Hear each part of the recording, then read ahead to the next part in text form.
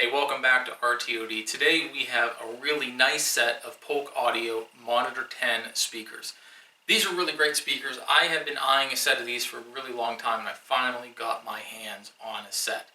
Fortunately, acoustically they sound great. There's no damage to any of the speakers. They have really rich, vibrant sound. And that's not a guarantee when you get speakers secondhand.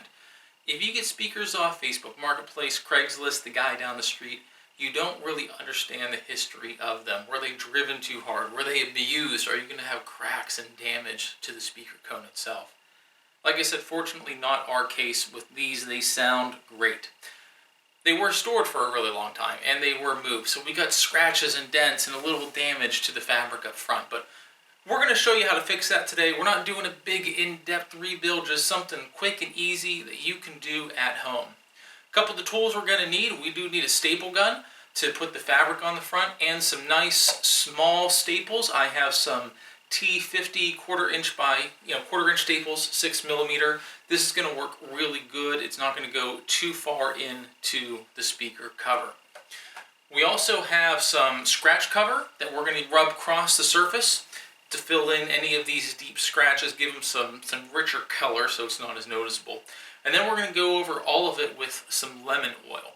I like to use lemon oil on a lot of my wood projects. It helps give a nice finish and it helps protect it. Now you're probably saying, hey, that's not real wood grain on the out. You're 100% correct, but the lemon oil still gives it a nice finish.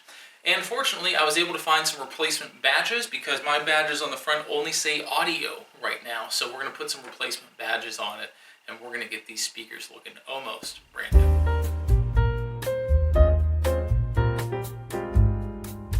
On the front cover, even though we're going to be replacing the badge, we do need to get the old one off and we need to save that retaining clip.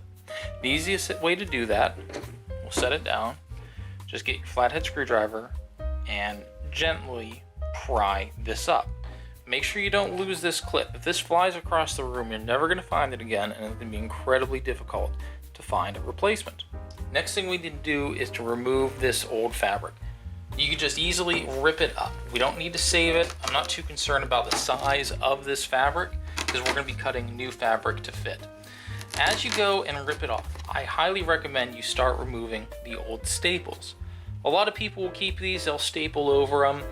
If we're going to do the job, we're going to do it right. A couple ways you could do it. I just like getting my flathead screwdriver in here and pry them up. Just watch that you don't jab that screwdriver into your finger. After you get these out, throw them away right away, otherwise you're going to step on them. Once you have all the old fabric removed, it's a really good time to look at the exterior frame, the front of it that would normally be covered with fabric. Check for any cracks, nicks, anything that would make the frame weaker or might even show up when you reupholster it. A lot of times when you have a cut in the fabric, something hit that frame hard that it might actually cause damage to the wood. If there is anything, put some wood filler over it, putty, clean it, sand it, make it nice and smooth. Fortunately, this looks really great. Nothing on here that is concerning. This next part, we're going to need a little bit of room to play with. So make sure you have enough room on your table for the entire speaker grill. Doesn't really matter which way is up right now, but just lay the speaker grill on it and make sure that we have enough fabric that we can overlap the entire side of the frame, because we're going to be stapling down here. Give yourself a couple inches of extra play. The material's cheap, it's worth it to do it right the first time. So that overlap is good there, and we'll probably go over like that. So now, with that there, I'm going to make my cut right on this line. There's a couple different ways to affix the fabric to the frame. I see a lot of guys, they'll use a spray adhesive, some will use a Gorilla Glue and smear it, or maybe like a fabric glue. I like to use staples. It's what the manufacturer used, and it gives you the most flexibility because if something's crooked or too tight, you can always pull that staple up and do it over again. So the very first thing you want to do, you want to get the fabric tight around the side, but not too tight. You want it to be taut, all right? So we'll get it to that point, and then I'm just going to do one staple right in the middle of each side.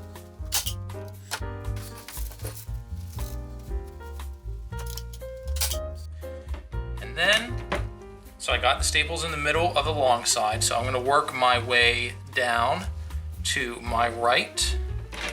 And I'll do staples, I like to do staples about every hand width, just in the beginning. And then I'll alternate, come down to the other side, pull it, making sure that we don't see any wrinkles or stretch marks. And again, do another hand side.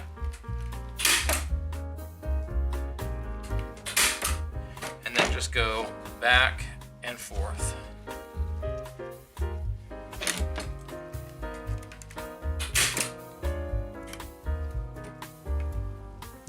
When you get to the corners, you want to watch, because we do have this Velcro. That's what actually puts the frame onto the speakers itself. Sometimes there's a little peg that comes out of it. We don't want to get too close to that, and obviously we're going to have to trim our fabric.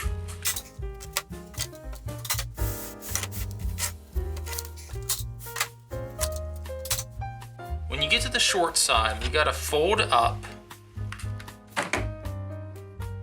the short side so you have these little wings laying off here.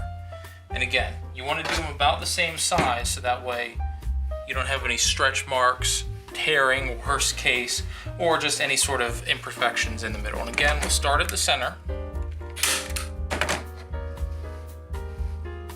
Rub out any wrinkles. Now again, you would do across either side, but what I want to show you, when you get to the corners,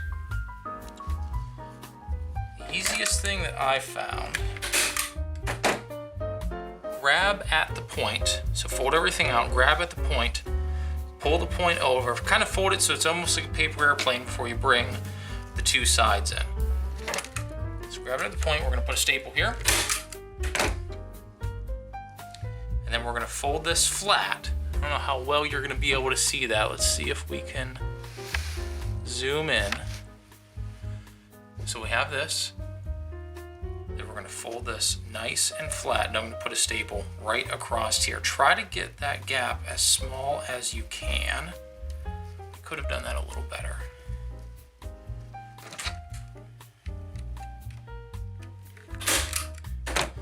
There. Now, obviously, there's a lot of bunch here, right? And we want to make sure that we have enough clearance so this will actually stick onto the speaker case. So once we get everything else, we'll trim this out really, really soft. Sometimes you might even want to get a hammer, like a little rubber, a hard rubber mallet. Pound those in just a little more to make sure that we're not interfering with the clearance for this Velcro that's going to attach to the case. Different speakers have different ways they affix to the case. It might not be an issue for you, or it may, so you're going to have to adjust depending on what your speaker is. Let's show another corner just so we get a better idea. Grab the corner, so grab the corner of the fabric at the corner of the frame, pull it tight so you have two wings on either side. Put a staple, grab those wings, fold them in, again trying to minimize that gap between each wing. There. And then we'll trim everything nice and smooth. I always get in the habit, before I trim the excess off, flip the grill over, look at the front of it, make sure there's nothing binding, rips, tears. If you have a texture fabric, that everything is nice and parallel and even. It's probably going to be difficult to see on the camera here, but this is textured. It is like a honeycomb pattern, but it looks very nice and even across. There's no bulges, there's no pulling, binding. This looks really good, and we're ready to cut it. You can do this a couple ways. You can get a box cutter, come through right on the inside edge of your staples. I just like to get a nice pair of fabric scissors. Come in. I try to be as straight as you can when you get close to the staples, but then again, nobody's really going to see it, but you also don't want a lot of excess material hanging around on the inside. When you get to the corners, you got to watch because you have a lot of excess material hanging around on the inside, so you're probably going to be doing a couple cuts and spending a lot of time in the corners. If you don't use a box cutter right away, around the corners is usually best, to make sure that you get in there and take all this excess material out. Because again, we want to make sure that the grill sits flush with the speaker box. Now that we have the fabric on, the last thing we need to do is put our badge on. And you could see our replacement badge looks a lot better than the badge that was on here originally. One thing I learned the hard way, it's pretty tempting just to push the badge, line it up, and push it straight through the hole. But what happens is you have a lot of bunching that comes through the material. What I found, find that hole, get a small little Phillips screwdriver, puncture the material. Make a nice little hole there, might want to go a couple times, and then stretch the material out and then push the badge through. When you do that, that minimizes the bunching and it prevents the material to look like it's getting pulled in where that badge is. Because the badge is going to be a focal point on the front of the speakers. People are going to be looking at that, and you don't want them to see any of the material getting bunched up around there. Don't forget to put your retaining clip on the back of it, and then this will be ready for install. The side of the speaker has been cleaned and we're ready to put some scratch cover on. Even though this is just a veneer, scratch cover could still go a very long way, because under the veneer there is going to be some clear white wood, or in this case yellow particle board.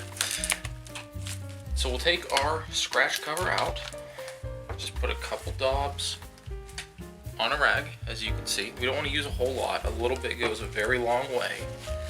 And we're just going to start to rub it in anywhere that there is a deep scratch. You might need to do a couple coats. What it'll do, it'll start to blend in with some of the wood grain on here. Once you're happy with that, then I like to use some lemon oil. Use a lot of it. And then that's going to give you a nice shine on the entire case. And it also gives a nice layer of protectant. When the light hits it, it looks very rich, it just makes the speaker really pop. And for these speakers, it's not only going to look good, but it's going to sound good as well. Now this would be the point on some other channels where we play some pretty music through the speaker. That little microphone would record it and you'd listen to it in your laptop and say, oh wow, that sounds really good. We're not going to do that. They sound great. The YouTube compression, that speaker, and your laptop are not going to give these speakers justice. They sound great. Take my word for it. They look new, to be honest with you. I'm incredibly happy with how this turned out. Obviously there's another one done, but then I can't sit on the table next to it, so that's why we only have one up here right now. This was really easy. This is something you can do at home with your speakers. Maybe they're looking a little tattered on the edge. You want to spruce them up a little bit. Speakers that look good make you think they sound better. So that's going to wrap it up for this video. If you like what we're doing here at RTOD, please like and subscribe and tell your friends. We'll catch you next time.